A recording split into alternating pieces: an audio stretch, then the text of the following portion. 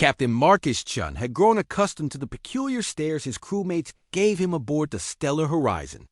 As the only human on a ship populated by 7 different alien species, he understood their curiosity.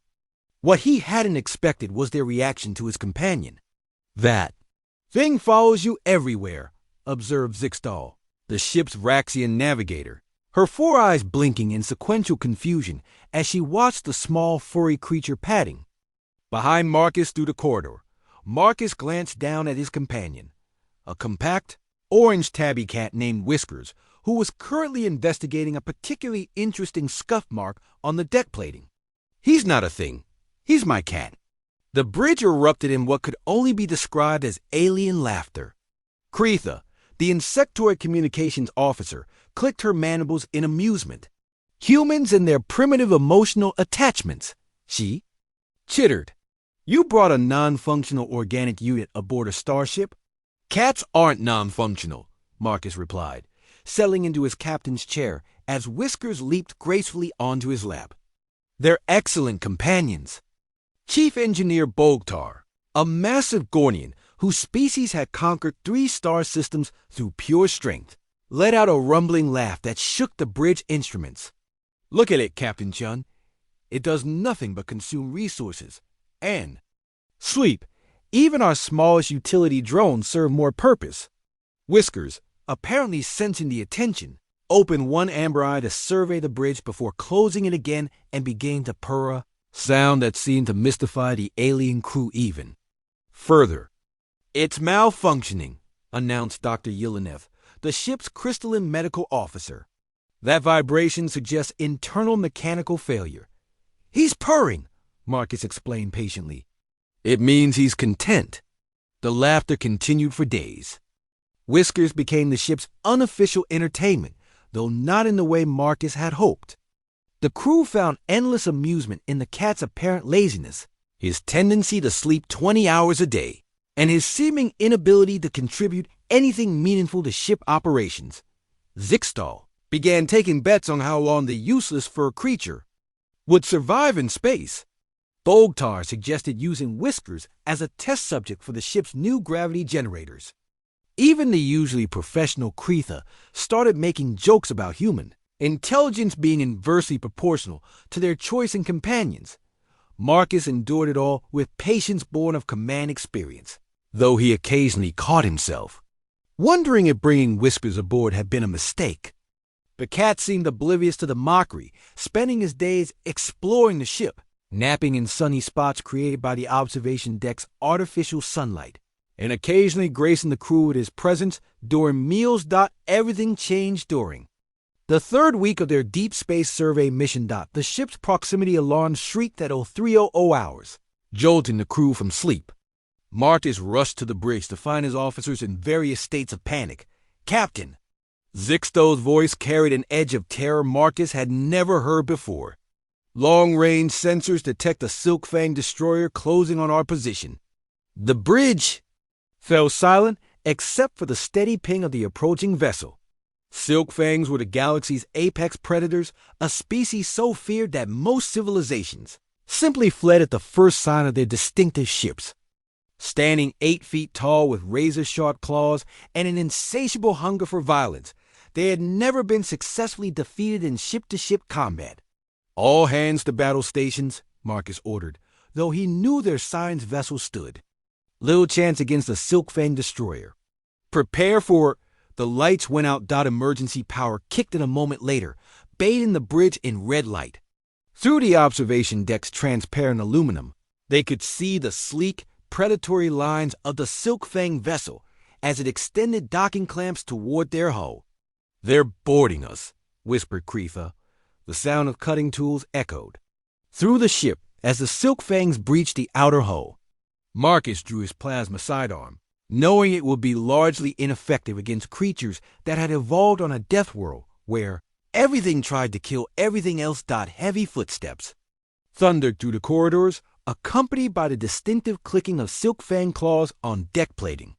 The bridge crew huddled together, weapons drawn but hands shaking. The footsteps stopped just outside the bridge doors. Marcus held his breath as the doors exploded inward, revealing the nightmare that was a fully grown Silkfang warrior. 9 feet of muscle, chitin, and barely contained violence filled the doorway. Its 6 arms ending in claws, capable of shredding starship hull plating.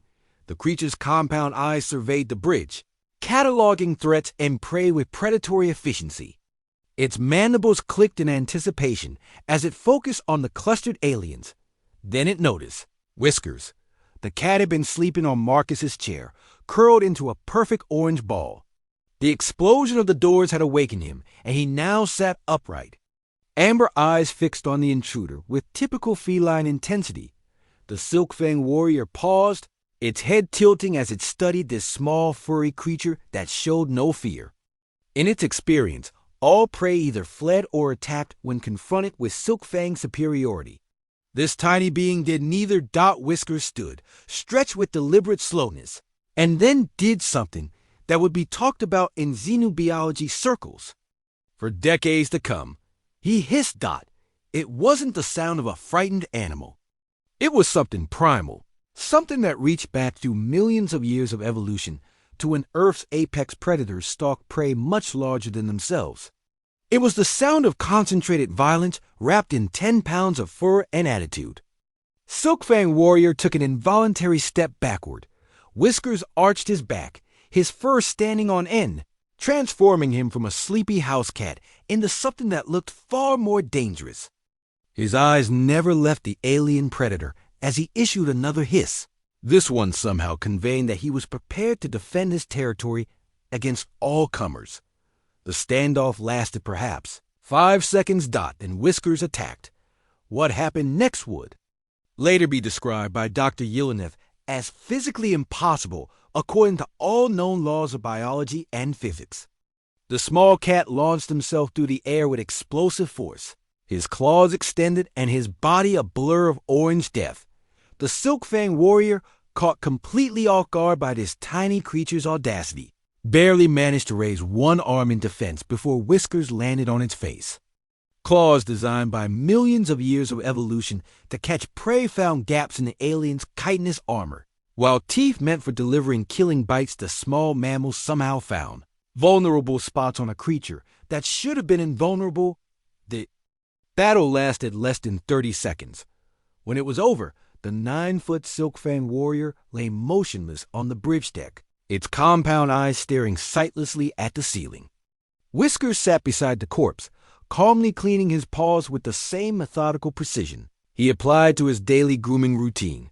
The bridge crew stared in absolute silence as the cat finished his cleaning, walked back to Marcus's chair, curled up into a ball, and went back to sleep. The remaining Silkfangs, apparently receiving no response from their advance scout, withdrew their ship and disappeared into the void without attempting further contact. In the days that followed, word of the incident spread throughout the galactic community. The crew of the Stellar Horizon found themselves celebrities, though they invariably deflected attention to the small orange cat who had single-handedly defeated a Silkfang warrior. Whiskers, for his part, seemed entirely unimpressed by his newfound fame. He continued his routine of eating, sleeping, and occasionally gracing the crew with his presence. The only difference was that no one laughed anymore. Instead, they brought him gifts. Bogtar crafted a small bed from the finest materials in the ship's stores. Zixto programmed the environmental systems to maintain perfect temperature in Whiskers' favorite sleeping spots. Kratha began saving the choicest portions of her meals for him, while Dr. Yelenev conducted extensive and completely voluntary health examinations to ensure their guardian remained in peak condition. Marcus watched these developments with quiet amusement. When asked by visiting dignitaries about the secret to humanity's success in space, he would simply point to Whiskers, who would inevitably be found sleeping peacefully in a patch of artificial sunlight. Humans don't conquer the galaxy, Marcus would explain to anyone who asked. We just bring our cats along for the ride. And in the depths of space, aboard ships throughout the galaxy, other species began to reconsider their assumptions about Earth's strangest ambassadors.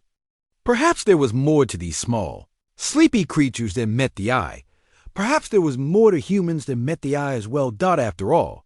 Any species capable of domesticating apex predators and convincing them to nap in their laps was clearly not to be underestimated. Whiskers continued to sleep, purr, and occasionally save the galaxy, one nap at a time.